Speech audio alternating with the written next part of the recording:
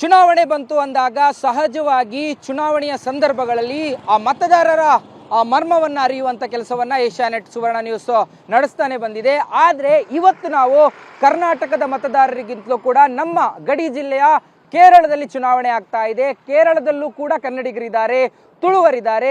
ಭಾಷಾ ಅಲ್ಪಸಂಖ್ಯಾತತೆಯ ಚರ್ಚೆ ದೊಡ್ಡ ಮಟ್ಟದಲ್ಲಿ ನಡೀತಾ ಇರುವಂತಹ ಕಾಸರಗೋಡು ಜಿಲ್ಲೆಯ ಕೇರಳ ರಾಜ್ಯದ ಚುನಾವಣೆಯ ಮತದಾರರ ಮರ್ಮವನ್ನು ಅರಿಲಿಕ್ಕೆ ಹೋಗ್ತಾ ಇದ್ದೀವಿ. ಕೇರಳ ವಿಧಾನಸಭಾ ಚುನಾವಣೆಯಲ್ಲಿ ನಮ್ಮ ಮೊದಲ ಎಂಟ್ರಿ ಆಗಿರುವಂಥದ್ದು ಮಂಜೇಶ್ವರ ವಿಧಾನಸಭಾ ಕ್ಷೇತ್ರಕ್ಕೆ.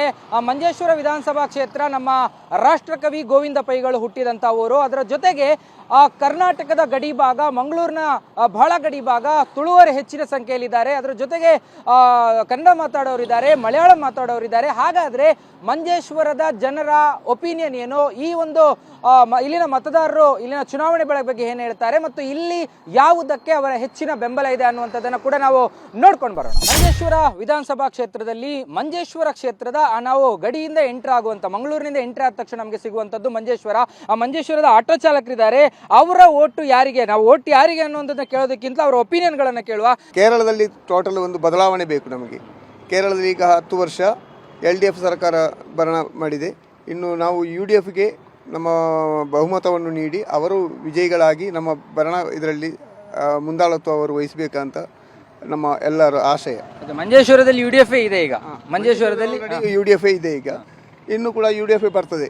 ಟೋಲ್ ಗೇಟ್ ಇದೊಂದು ಗಲಾಟೆ ಆಗ್ತಾ ಇತ್ತು. ಟೋಲ್ ಗೇಟ್ ಅನ್ನ BJP ಅವರು ಹೇಳ್ತಿದ್ರು ನಾವು ಸರಿ ಮಾಡಿದ್ದು, LDF ನವರು ಹೇಳ್ತಿದ್ರು LDF ನವರು, UDF ನವರು ಯಾರು ನೀವು ಸರಿ ಮಾಡಿ? ಎಲ್ಲರೂ ಸರ್ ಅವರವರ ಫಾಯ್ದೆಗಾಗಿ ಎಲ್ಲ ಹೇಳ್ತಾರೆ ನಾವು ಅಂತ.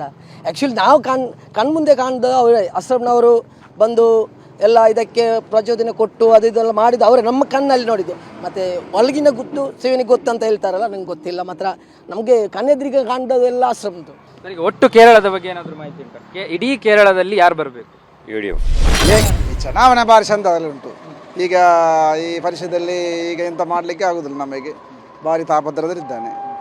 ಎಲ್ಲರ ಕೈಯಲ್ಲಿ ಹಣ ಇಲ್ಲ, ಎಲ್ಲ ಹೇಳೋದು ಈಗ ಮೀನು ಬೇಡ, ಹಣ ಇಲ್ಲ ಅಂತ ಹೇಳಿ ಎಂತ ಮಾಡೋದು. ನೀವು ಯಾರಿಗೆ ಸಪೋರ್ಟ್? ಈಗ ಮೀನೆಲ್ಲ ಮಾಡ್ತೀವಿ ಮಾತ್ರ ನಾವು ಸಪೋರ್ಟ್ ಕೇರಳದಲ್ಲಿ ಹೋಗುದೇ. ಈಗ LDF UDF ಅಂತ ಹೋಗ್ತದೆ, ಬೇರೆ ಅಂತ ಹೋಗುದು. BJP ಅವರು ಹೇಳ್ತಾ ಇದ್ದಾರೆ ಎಲ್ಲ ಹೈವೇ ಎಲ್ಲ ಮಾಡಿದ್ದೇವೆ, ನಮಗೆಲ್ಲ ಓಟ್. ಈಗ ಎಲ್ಲರೂ ಹೇಳಿದ ಹಾಗೆಲ್ಲ BJP ಮಾಡ್ತಾರೆ, ಕಾಂಗ್ರೆಸ್ ಮಾಡ್ತಾರೆ, ಮಾರಕೃಷ್ಣ ಮಾಡ್ತಾರೆ ಅಂತ ಹೇಳಿ. ಈಗ ಮೇಲೆ LDF ಇದೆ, ಇಲ್ಲಿ ಯಾಕೆ ಬರಬಾರ್ದು? ಬರ್ಬೋದಲ್ಲ, ಎಲ್ಲರ ಪ್ರಯತ್ನ ಮಾಡಿದರೆ ಬರ್ಬೋದು. ಎಂದಾವು ಕೇರಳದಲ್ಲಿ ನಾನು ಕಾಂಗ್ರೆಸ್ ಪಿನರಾಯಿ ವಿಜಯನ್ 3rd ಟೈಮ್ ಬರಲಿಲ್ಲ. ಕಾಂಗ್ರೆಸ್ ಯಾರು ಬರ್ತಾರೆ? ಯಾರು ಬರ್ತಾರೆ ಅಂತ ನಮಗೆ ಗೊತ್ತಿಲ್ಲ, ಹೇಳಲಿಕ್ಕೆ ಆಗುದಿಲ್ಲ. ನೀವು ಯಾರಿಗೆ ಸಪೋರ್ಟ್? ನಾವು ಎಲ್ಲರಿಗೂ ಸಪೋರ್ಟ್, ಪಬ್ಲಿಕ್ ಹೇಗಿದೆ ಹಾಗೆ ಅಷ್ಟೇ. ನೀವು ಯಾರು ಬಂದ್ರೆ ಒಳ್ಳೇದಾಗುತ್ತೆ ನಿಮಗೆ? ಯಾರು ಬಂದರೂ ಒಳ್ಳೇದು ಮಾಡಿದ್ರು ಒಳ್ಳೆಯದು. ಯಾರಿಗೆ ಓಟು? ಒಟ್ಟು ನಾವು ಒಟ್ಟಿಗೆ ಹೇಳುವುದಿಲ್ಲ ಯಾರಿಗೆ ಅಂತ ಹೇಳ್ಬೇಕು. ನಿಮ್ಮ ಫೇವರೇಟ್ ಯಾರು? ಫೇವರೇಟ್ ಇಲ್ಲಿ UDF ಉಂಟು. UDF ಈಗ UDF ಬರ್ತದೆ ಈ ಸಲ? ಬರ್ತದೆ. BJP ಅವರು ಹೇಳ್ತಾರೆ ಹೈವೇ ಎಲ್ಲ ನಾವೇ ಮಾಡಿಸಿದ್ದು, ಮೋದಿ ಅವರು ಮಾಡಿಸಿದ್ದು. ಸುರೇಂದ್ರ ಅವರು ಸಹ ಹೇಳುದು ನಾವೇ ಮಾಡಿಸಿದ್ದು ಅಂತ ಹೇಳಿ. ಈ ಕೇರಳ ಅಂದ್ರೆ ಕಮ್ಯುನಿಸ್ಟ್, ಕೇರಳದಲ್ಲಿ ಕಮ್ಯುನಿಸ್ಟ್. ಪಿನರಾಯಿ ಅವರು 3ನೇ ಸಲ ಬರ್ತಾನೆ ಅಂತ. ಮಂಜೇಶ್ವರ ಯಾಕೆ UDF? ಮಂಜೇಶ್ವರಲ್ಲಿ UDF ಅಂದ್ರೆ ಭೂರಿ ಪಕ್ಷ ಉಂಟಲ್ಲ ಮಂಜೇಶ್ವರದಲ್ಲಿ, ಹಾಗೆ. ಈಗ ಮಂಜೇಶ್ವರ ಕಾಸರಗೋಡು ಎಲ್ಲ ಬಿಡಿ, ಈಗ ಇಡೀ ಕೇರಳದಲ್ಲಿ ಯಾರು ಬರ್ಬೋದು? ಕೇರಳದಲ್ಲಿ ಈ ಸರ್ತಿ UDF ಅಂತ ಕಾಣ್ತದೆ. ಏನಕ್ಕೆ ಸರ್? ಈಗ 10 ವರ್ಷ ಆಯ್ತಲ್ಲ, ಅದು ಒಮ್ಮೆ ಅದು ಬರ್ತದೆ, ಒಮ್ಮೆ ಇದು ಬರ್ತದೆ. UDF ಇದೆಲ್ಲ ತುಂಬಾ ವಿಷಯ ಎಲ್ಲ ಇತ್ತು ಈ ಸಲ ಚರ್ಚೆಯಲ್ಲಿ. ಅದೇ ಹೇಳಲಿಕ್ಕೆ ಆಗುದಿಲ್ಲ. ಇಲ್ಲಿ ಇದು ಡೆವಲಪ್ಮೆಂಟ್ ಎಲ್ಲ ಆಗಿದಲ್ಲ, ರೋಡ್ ಯಾವುದಿದೆಲ್ಲ, ಹೇಳಲಿಕ್ಕೆ ಆಗುದಿಲ್ಲ. ಓಟು ಈಗ ಏನು ಹೇಗೆ ಉಂಟು? ಒಳ್ಳೆ 2 ಫೈಟ್ ಉಂಟು, ಈಗ ಹೇಳಲಿಕ್ಕೆ ಆಗಲ್ಲ. ಅದರಲ್ಲಿ ನಾವು ಇಲ್ಲಿಯ ಪ್ರಜೆಗಳು ಹೇಳ್ಬೋದು ಈ ವರ್ಷದ ಒಟ್ಟಿನಲ್ಲಿ ಹೇಗೆ ಎಂತ ಎಲ್ಲ ಅವರು ಹೇಳ್ತಾರೆ. ಅವರು ಯಾರಿಗೆ ಒಳ್ಳೆ ಸಪೋರ್ಟ್ ಮಾಡ್ತಾರೆ ಅವ್ರಿಗೆ ಹೇಳ್ತಾರೆ. ಪಿನರಾಯಿ ಅವರು 3ನೇ ಸಲ ಹ್ಯಾಟ್ರಿಕ್ ಇದರಲ್ಲಿ ಇದ್ದಾರೆ. ಅದು ಹೇಳಲಿಕ್ಕೆ ಆಗಲ್ಲ ಈ ವರ್ಷದಲ್ಲಿ, ಇಲ್ಲಾದ್ರೆ ಅದು ಒಂದು ಚೇಂಜ್ ಆಗ್ತಾ ಇರ್ತದೆ. ಕಳೆದ ವರ್ಷದಲ್ಲಿ ಅವರೇ ಬಂದದ್ದು, ಈ ವರ್ಷ ಹೇಳಲಿಕ್ಕೆ ಆಗಲ್ಲ ಅದು ನಮಗೆ. ಏನಾದರೂ ಆಗ್ಬೋದು. ಮಂಜೇಶ್ವರಂ UDF പമ്പിച്ച് 1 വർഷത്തോടെ ജയിക്കും. ಮಂಜೇಶ್ವರ ಕೇರಳ ಎಲೆಕ್ಷನ್, ಮಂಜೇಶ್ವರಲ್ಲಿ ಯಾರು? ಮಂಜೇಶ್ವರದಲ್ಲಿ ಈ ಸರ್ತಿ ನಮ್ಮ AKM ಅಶ್ರಫ್. ಯಾಕೆ ಸರ್ ಅಶ್ರಫ್ ಏನು ಮಾಡಿದ್ದಾರೆ? ಅಶ್ರಫ್ ಅವರು ಏನು ಈಗಸನ್ನೆಲ್ಲ ತಂದಿದ್ದಾರೆ. ಈಗ ಸುರೇಂದ್ರ ನಿಂತಿದ್ದಾರೆ.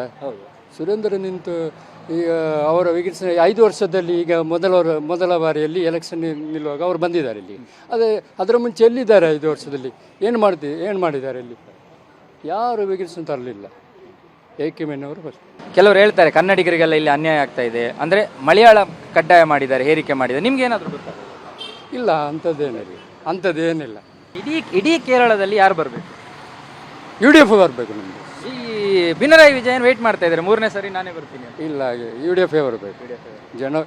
ಜನರು ಬಯಸ್ತಿದ್ದಾರೆ UDF ಬರಬೇಕು. ಮಂಜೇಶ್ವರ ಎಲೆಕ್ಷನ್ ಏನಾಗ್ತದೆ? ಮಂಜೇಶ್ವರ ಏನಾಗೋದು, UDF ಸಪೋರ್ಟ್ ಅಲ್ಲ.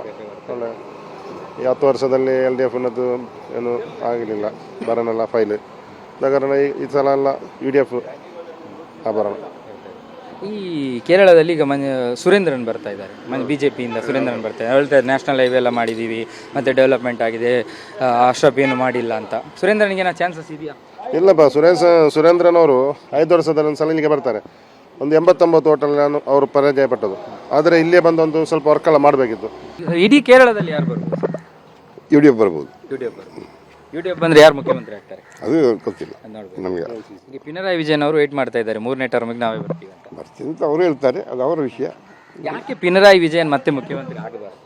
ಆಗಬಾರದು ಅಂತ ನಾವು ಆಗಬಾರದು ಅಂತ ಹೇಳುದು. ಯಾಕೆ ಆಗಬಾರದು ಅಂತ? ಅವರು ಒಳ್ಳೆ ಆಡಳಿತ ಕೊಟ್ಟಿಲ್ವಾ? ಕೊಟ್ಟಿದ್ದಾರೆ, ಕೆಲವರಿಗೆ ಕೊಟ್ಟಿದ್ದಾರೆ, ಕೆಲವರಿಗೆ ಕೊಡಲಿಲ್ಲ ಅಷ್ಟೇ. ಎಲ್ಲರಿಗೂ ಒಂದೇ ಲೆಕ್ಕಕ್ಕೆ ಸಿಕ್ಕೋದಿಲ್ಲಲ್ಲ ಯಾರು. ನೀವೀಗ ಇಲ್ಲಿ ಇದ್ಕೊಂಡು ನೋಡಿದವರು, ಕೇರಳದ ರಾಜಕಾರಣ ನೋಡಿದವರು, ಅಲ್ಲಿ ಯಾವುದು ತುಂಬಾ ಮೈನಸ್ ಅಂತ ಅನಿಸಿತ್ತು ಪಿನರಾಯಿ ವಿಜಯನ್ ಅವರಿಗೆ? ಶಬರಿಮಲೆ ವಿಷಯದಲ್ಲಿ ಅದರಲ್ಲಿ ಎಲ್ಲರಿಗೂ ಎದುರು, ಎಲ್ಲ ಜಾತಿಯವರು ಅದರ ವಿಷಯದಲ್ಲಿ ಎದುರಿನಲ್ಲಿ ಮಾತಾಡ್ತಾರೆ. ಊರಿಗೆ ಯಾರೆಲ್ಲ ಉಪಕಾರ ಮಾಡಿದ್ದಾರೆ ಅದು ಜನರಿಗೆ ಗೊತ್ತುಂಟು. ಯಾರೆಲ್ಲ ಉಪಕಾರ ಮಾಡಿದ್ದಾರೆ ಅದು ಸಹ ಗೊತ್ತುಂಟು. ಈ LDF ಬಂದುಂಟಲ್ಲ, ನಿಮಗೆ ಗೊತ್ತಿರ್ಬೋದು. ಎಂತ ಅಂತ ಹೇಳಿದರೆ, ಈ ಶಬರಿಮಲೆ ವಿಷಯದಲ್ಲಿ ಬೇರೆ ವಿಷಯದಲ್ಲೆಲ್ಲ ಇದು ಜನರು ತೀರ್ಮಾನ ಮಾಡೋದು, ನಾವಲ್ಲ. ಅವರು ತೀರ್ಮಾನ ಮಾಡಿದರೆ ಅವರ ತೀರ್ಮಾನ ಪ್ರಕಾರ ಈ ಸಲ UDF ಬರೋದು ಖಂಡಿತ. UDF ಅಂದರೆ ಕಾಂಗ್ರೆಸ್, ಮುಸ್ಲಿಂ ಲೀಗ. ಈ ಮಂಜೇಶ್ವರ ಯಾರಿಗೆ ಸಪೋರ್ಟ್ ಮಾಡ್ತಾರೆ? UDFಗೆ. ಈ ಬಾರಿ UDF ಬರುತ್ತೆ? ಶೋರ್ ಬರುತ್ತೆ, ಬರುತ್ತೆ. ಇಡೀ ಕೇರಳದಲ್ಲಿ 100 ಸೀಟ್ ಮೇಲೆ ಬರುತ್ತೆ. ಪಿನರಾಯಿ ವಿಜಯನ್ ಯಾಕೆ ಬೇಡ ಮುಂದಿನ ಟರ್ಮ್ಗೆ? ಬೇಡ ಅಂತ ಹೇಳೇನಿಲ್ಲ, ಅವ್ರು ಮಾಡಿದ್ದು ಎಲ್ರಿಗೂ ಹಿಡಿಯಲ್ಲ.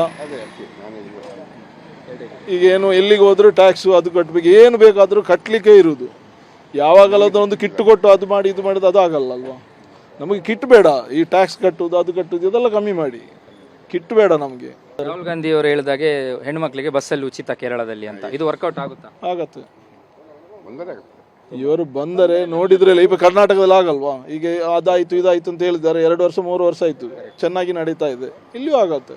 ಏನಿಲ್ಲದಿದ್ದರೂ ಒಂದು 5,000ಕ್ಕಿಂತ ಮೇಲೆ ಈ ಸರ್ತಿ ಇದು UDF ಇದು ವಿನ್ ಆಗ್ಬೋದು ಅಂತ ನಮಗೆ 100% ಇದುಂಟು.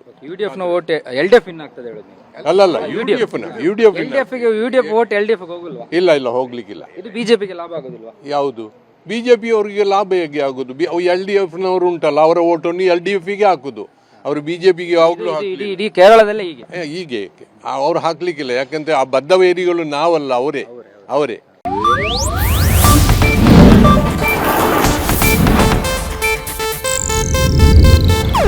ಇದು ಏಷ್ಯಾನೆಟ್ ನ್ಯೂಸ್ ನೆಟ್ವರ್ಕ್ ಪ್ರಸ್ತುತಿ.